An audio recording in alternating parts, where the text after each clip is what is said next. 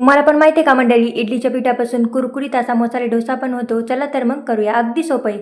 इडलीच्या पिठामध्ये थोडंसं मीठ पाणी टाकून चांगलं असं मिक्स करून घ्यायचे. आता गॅसवर डोसा तवा ठेवलेला आहे. त्यावर तेलाचा आणि पाण्याचा शिंपडा मारून घ्यायचा. सुती कपड्यांचा उकून असा तवा पुसून घ्यायचा. यावर आता इडलीचं पीठ टाकायचं. चांगलं असं हलक्या हाताने पसरून घ्यायचं आहे. चांगला असं डोसा पसरून झाला की यावर आता बटर लावायचं आहे. बटर नसेल तर तूप किंवा तेल लावू शकतात. जे अवेलेबल आहे ते लावू शकतात. आता यावर शेजवान चटणी टाकायची. चौकून अशी आता आपल्याला चमच्यानं पांगून घ्यायची आहे. जितकी जास्त टाकतात तितका डोसा चांगला होतो.